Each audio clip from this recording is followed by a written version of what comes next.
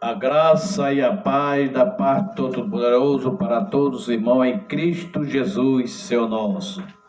Graças a Deus, mais uma noite que o Senhor nos tem nos dado para que nós possamos estar aqui sempre juntos e falando da grandeza, da bondade do Todo-Poderoso, porque Ele é misericordioso para comigo e com você.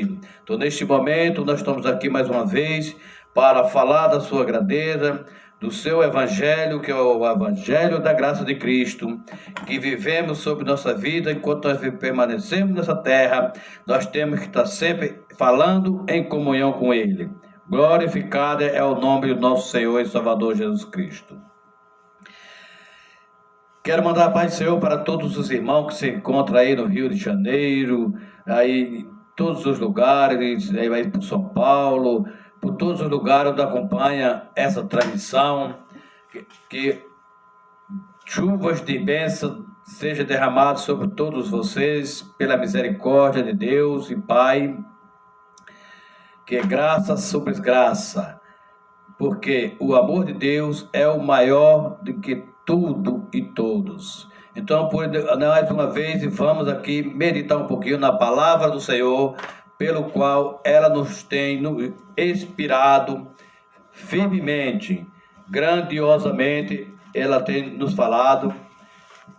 Deus tem nos falado comigo e tem falado com você através da palavra, porque é pela palavra que hoje nós vivemos e continuaremos sempre assim, pela sua grandeza. Louvado seja Deus. Quero começar nesta noite junto com você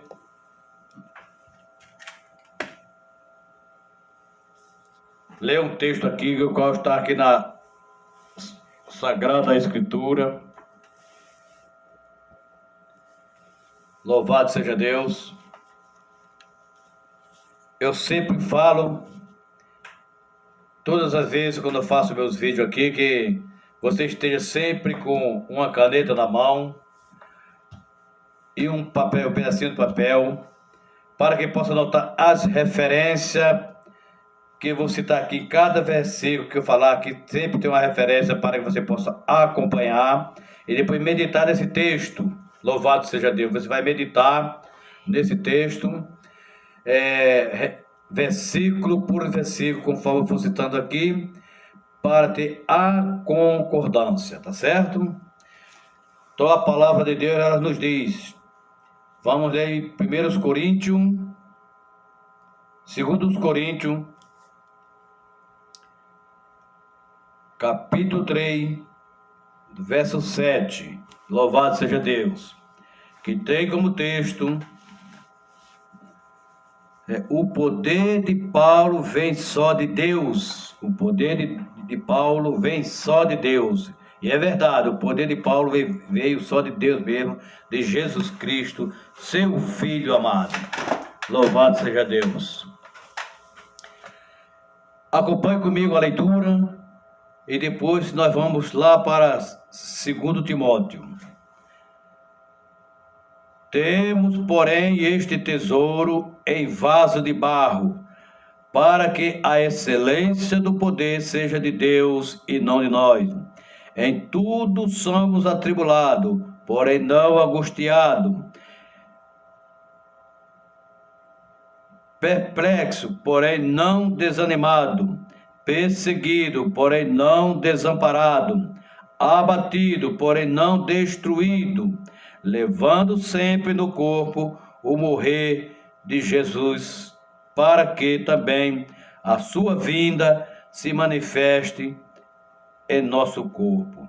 Porque nós que vivemos somos sempre entregues à morte, por causa de Jesus, para que também a vida de Jesus se manifeste entre nossa carne mortal. De modo que em nós opera a morte, mas em vós a vida. Louvado seja Deus. Que palavra é esta dessa noite? Que nós vamos refletir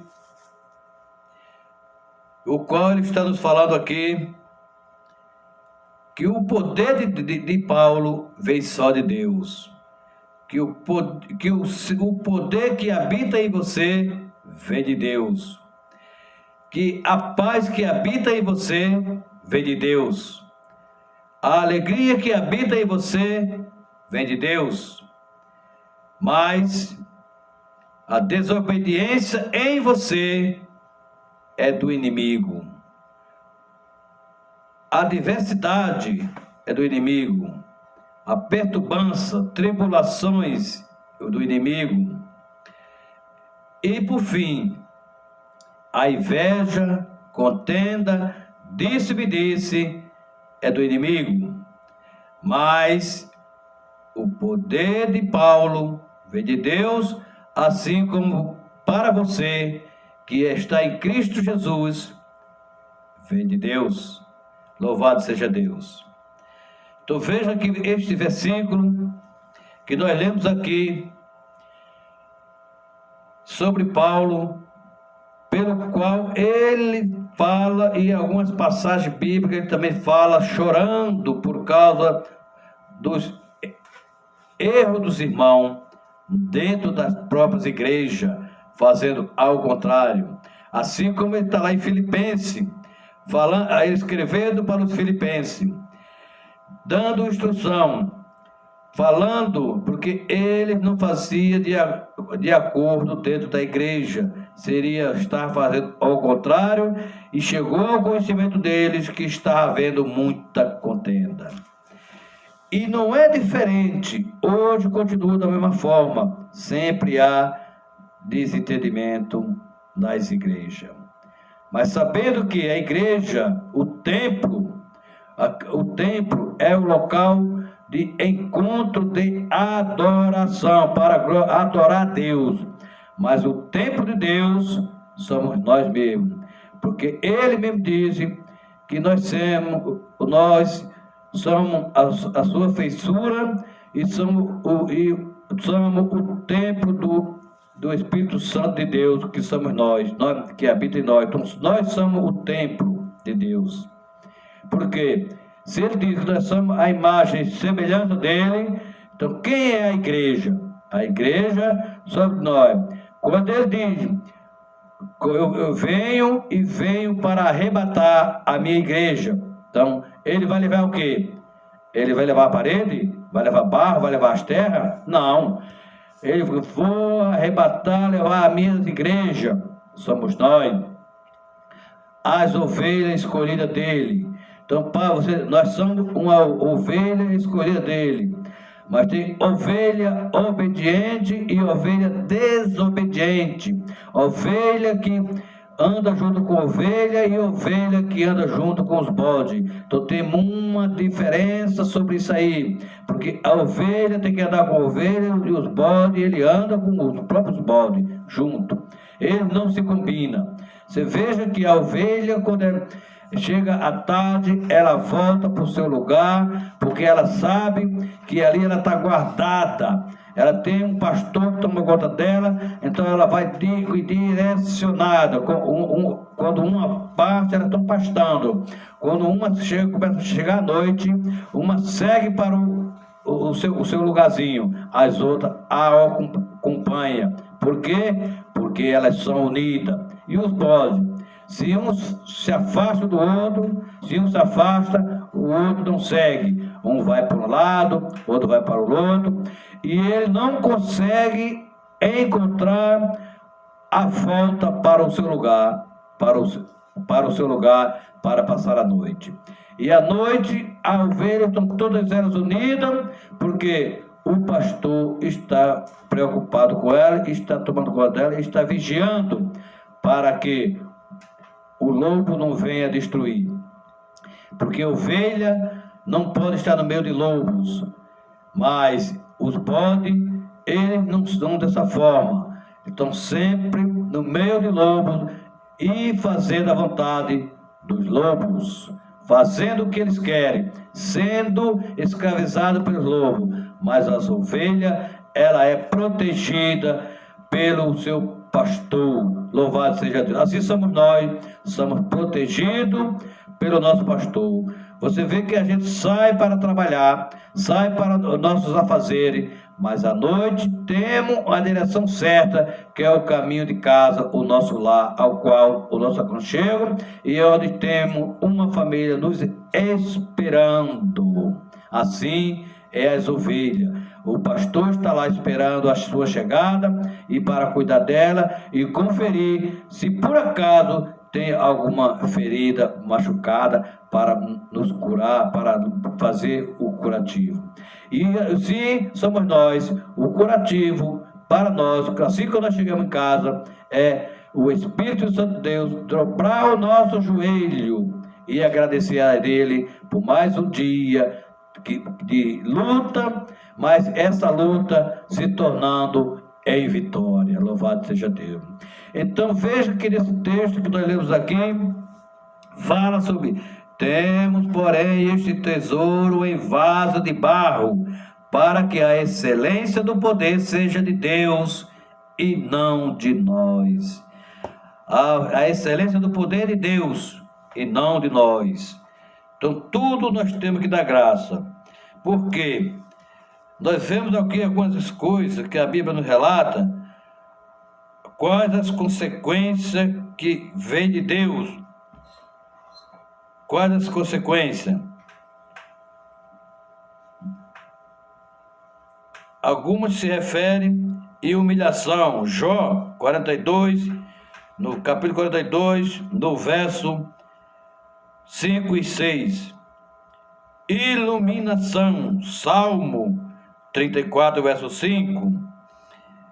Transformação, 2 Coríntios, capítulo 3, verso 18. E separação, Hebreus 11, 27.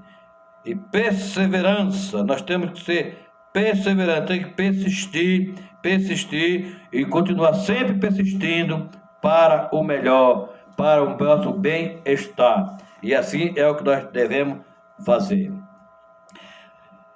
Nós temos que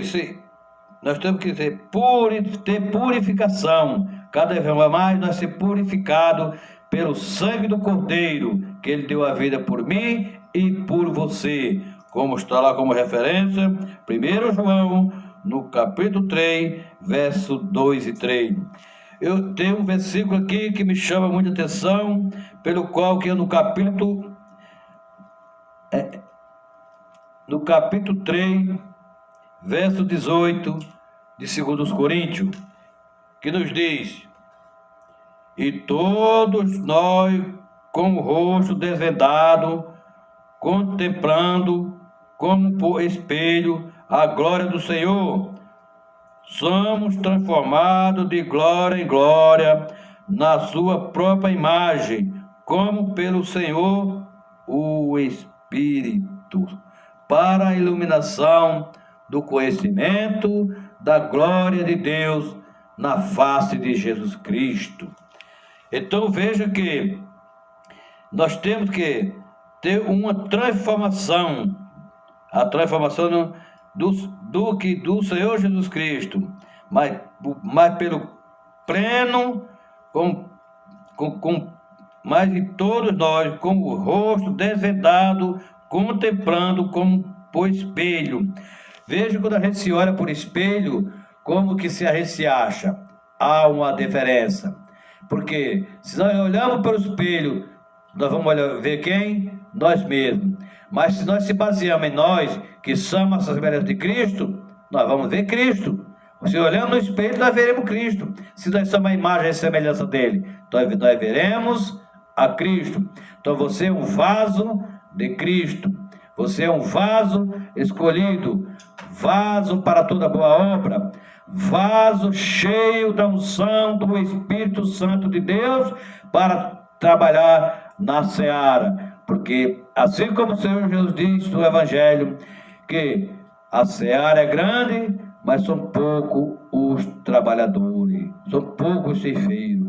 Então ele precisa de trabalhadores para colher, ou seja, quando chegar na hora da colheita, ter os trabalhadores para colher, ou seja, colhendo plantando a palavra do Senhor para os ouvintes e colhendo alma para o Todo-Poderoso, que é isso que Ele quer de nós, é a nossa alma, o nosso ato de bondade enquanto permanecemos aqui na terra, nós fazemos nossos atos de bondade, assim é uma colheita para o Senhor. Será que nós temos acolhido os necessitados? Será que nós temos feito coisas boas? Será que nós não pecamos? Sim, com certeza.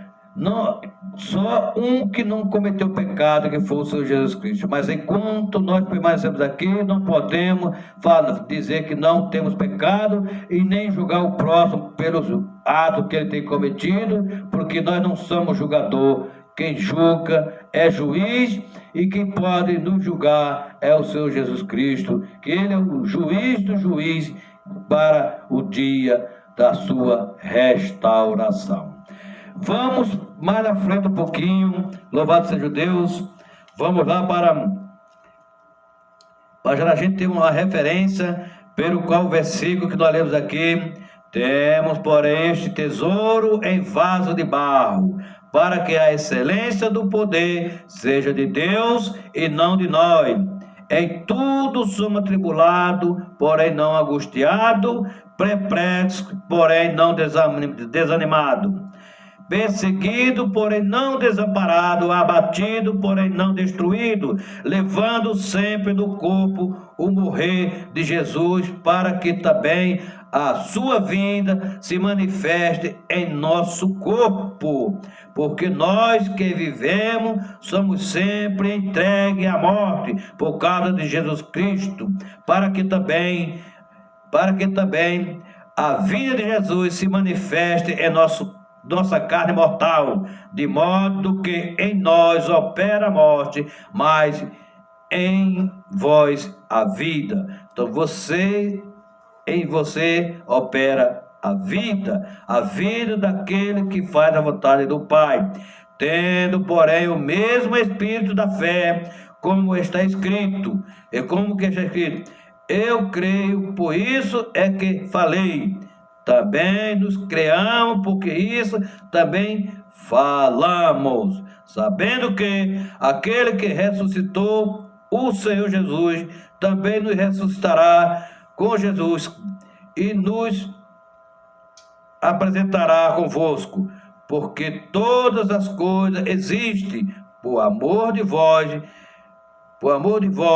para que a graça, multiplicando-se, torne-se abundantes as ações de graça por meio de muitos, para a glória de Deus.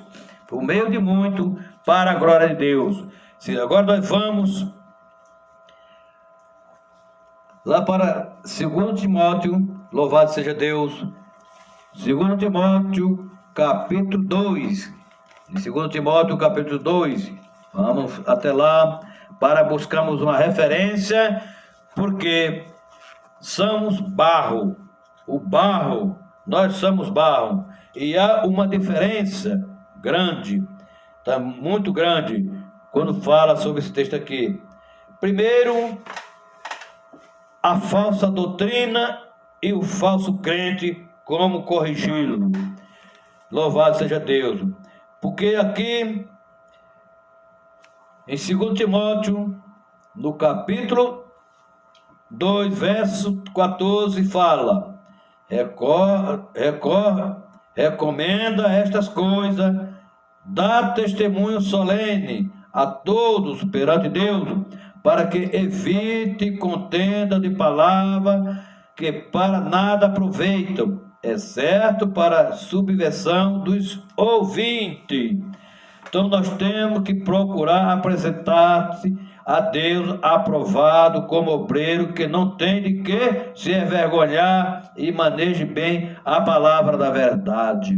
É isso que nós temos que fazer. Não temos que se envergonhar para manejar bem a palavra da verdade. E não a palavra ao contrário, fazendo enganando, tirando proveito daquelas pessoas que não tem um pouco de conhecimento da palavra.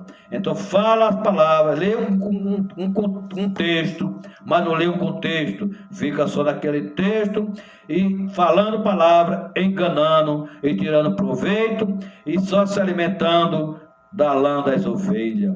Isto será que agrada aos olhos do Senhor? De jeito maneira.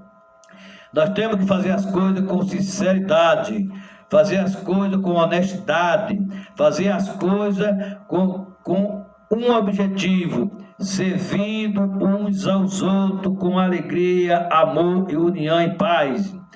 Temos que amar o nosso próximo? Sim, porque ele cita os mandamentos. O primeiro grande mandamento, amar a Deus sobre todas as coisas, e o segundo maior mandamento é amar o próximo como a ti mesmo. Então, temos que ajudar, assim se a gente se deparar com um vaso de Deus, porque ele caiu em algumas situações difíceis, algum problema que ele caiu, houve uma queda sobre ele, uma queda espiritual. Nós não vamos nos condenar, nós não vamos nos julgar, mas sim procurar ajudar a ele se levantar. Agora eu pergunto, será que muitos têm feito isso? Será que muitos têm feito isso? Eu digo que pela metade, alguns sim e outros não. Uns procuram ajudar, mas outros procuram, se ele está no abismo, está em cima de uma pedra, lá no alto, no lajeiro alto, a ponto de percar lá de cima, de tirar até a própria sua vida. Há aquele que chega com um jeito carinhoso, amoroso, guiado pela paz de Deus, e chega e tira ele daquela situação e ele nem perceberá. Mas já outro chega de uma forma, em vez de ajudá-lo, encosta o pé dele para ele cair no abismo. Mais ainda, para se engrandecer, para dizer: aconteceu isso, aconteceu aquilo, mas foi por causa da desobediência dele mesmo. Não, é você que fez com que ele caísse, porque não ajudou ele se levantar. Nós temos que procurar levantar o nosso próximo, mesmo que tenha uma pessoa pregando a palavra de Deus, falando da palavra de Deus, mas se você vê alguma culpa nele, não seja juiz para condená-lo, mas deixe que Deus os proverá. Deus proverá. Não olhe não olhe o que eles fazem, mas sim pratique o que eles mandam, porque às vezes ele manda a gente praticar coisas boas, mas eles mesmos não faz o contrário. Faça o que ele manda, mas não pratica o que eles façam. É isto que a palavra diz. Para um vaso escolhido, praticar o que eles mandam, fazer o que eles mandam, mas não praticar o que eles fazem. É isso que diz a palavra. Mas há uma referência que nós temos aqui, louvado seja Deus, que Paulo fala aqui em 2 Timóteo, capítulo, verso 21, mas nós vamos ler do verso 20 em diante. Ora, numa grande casa não há somente utensílio de ouro, de prata, há também de madeira e de barro, alguns para honra e outros, porém, para desonra. Então veja que há vários tipos de barro, há vários tipos de barro para se preparar um vaso. Tem um barro mais especial e o outro menos especial. Assim é que, como se refere, numa grande casa não há somente utensílio de ouro e de prata, há também de madeira e de barro, alguns para honra e outros, porém, para desonra. Assim, pois, se alguém a si mesmo se purifica deste erro, será o utensílio para honra, santificado e útil ao seu possuidor, estando preparado para toda boa obra. Louvado seja Deus. Glorificado seja o nome do Senhor. Então veja que com referência nas leituras que nós lemos lá, que fala sobre o vaso. Então nós viemos para aqui, para Timóteo, porque aonde nós lemos, há uma concordância em nos Coríntios, onde a gente lemos, no capítulo 4, verso 7, e aqui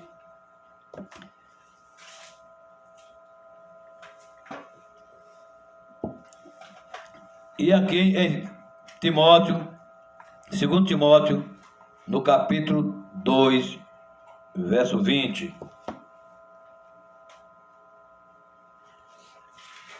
Louvado seja Deus. Mas ele diz aqui no versículo 19: entretanto, o firme fundamento de Deus permanece, tendo este selo: o Senhor conhece os que lhe pertencem, e mais, aparta-se da injustiça todo aquele que professa o nome do Senhor. Louvado seja Deus. Então eu quero dizer para você aqui vários tipos de vaso que se encontra aqui na palavra do Senhor. Vários tipos de vaso. Você veja que também aqui se refere também de Jane e Jambre, os homens que contenderam com o homem de Deus. O homem de Deus trabalhando, 40 anos trabalhando para tirar o povo da escravidão do Egito, mas sempre tem alguém ao contrário para resistir à palavra do Senhor, para resistir com todas as tentações do inimigo. Assim foi que aconteceu com o servo do Senhor, Moisés. Como que eu posso falar sobre isso? Porque está escrito aqui na Bíblia, no livro sagrado, aqui na Escritura está escrito que esses dois homens, Jane e Jambre, contenderam com ele. Louvado seja Deus. Quando ele diz aqui: foge, outro sim, das paixões da mocidade, segue a justiça, a fé, o amor e a paz com os que de coração puro invocam o Senhor. Porque Moisés, ele sempre invocava o nome do Senhor, sempre estava buscando o nome do Senhor, a palavra do Senhor estava sempre na sua mente, nos seus lábios, pregando e ensinando a verdade, e sempre aparecendo outras pessoas para contenderem com ele. Louvado seja Deus. E ele prossegue aqui no verso 23 de 2 Timóteo, no capítulo 2, e repele as questões insensatas e absurdas, pois sabes que só